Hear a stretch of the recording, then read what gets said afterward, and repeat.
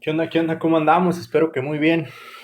El día de hoy vamos a trabajar un poquito con energía libre y su relación con ecuaciones de estado. Este es un problemita que a mí me llegaron a poner en examen y nos dice lo siguiente.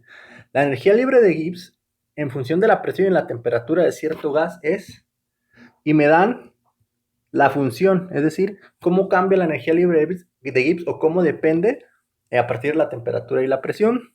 Y me dicen que A, B, C y D son constantes. ¿Y qué me pide el problema? Me pide que a partir de esa función yo encuentre lo que es la ecuación de estado original del gas. Es decir, una ecuación de estado puede ser, no sé, Rayleigh-Walton, puede ser Van der Waals, puede ser gas ideal, puede ser ecuación del virial, puede ser alguna ecuación que desconozcamos, ¿no? Que simplemente sea una relación. ¿Y cómo voy a llegar a esta ecuación de estado? Fíjense, lo vamos a hacer a partir de dos formulitas o dos ecuaciones. La primera es la definición de cómo cambia la energía libre. Como sabemos, la energía libre depende de la temperatura y la presión y es precisamente lo que tenemos representado aquí.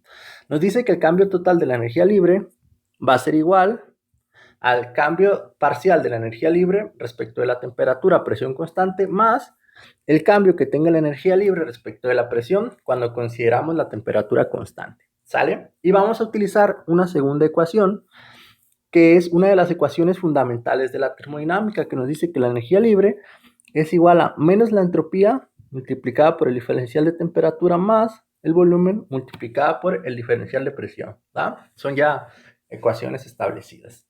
¿Y cómo lo vamos a hacer? Lo vamos a hacer a partir de una relación. La ecuación 1 y la ecuación 2 se relacionan bastante bien. Si ustedes se fijan, ambas tienen diferencial de temperatura y ambas tienen diferencial de presión.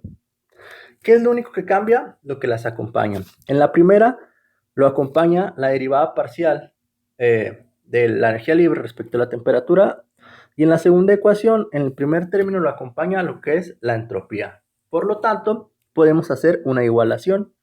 ¿Cuál va a ser esta igualación? Que la derivada parcial de la energía libre respecto de la temperatura a presión constante es igual a menos la entropía. ¿Sale? Lo mismo podemos hacer para el segundo término.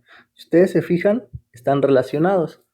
En el primero lo acompaña la derivada parcial de la energía libre respecto de la presión a temperatura constante. ¿Y esto es igual a qué? A lo que acompaña en el segundo término, que en este caso es el volumen.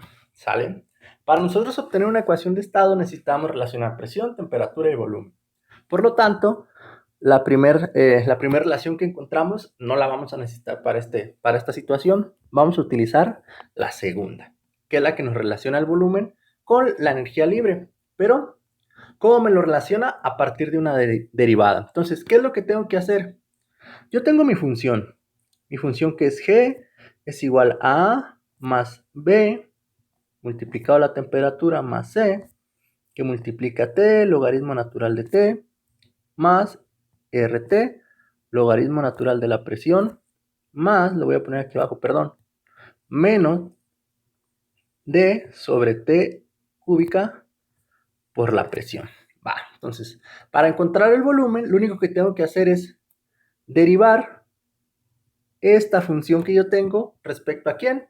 Nos lo dice aquí, respecto a la presión considerando temperatura constante. Entonces, vamos a hacer la derivada parcial de la energía libre respecto de la presión, cuando mi temperatura es constante es igual a, primer término, es una constante, derivada de una constante, 0. Segundo término, B por T, dijimos que vamos a considerar temperatura constante, derivada de una constante, 0.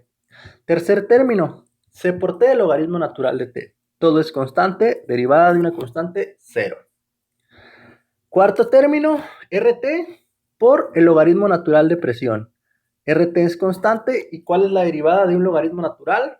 Simplemente es 1 sobre X, por lo tanto nos quedaría RT sobre la presión. Y por último, es una multiplicación.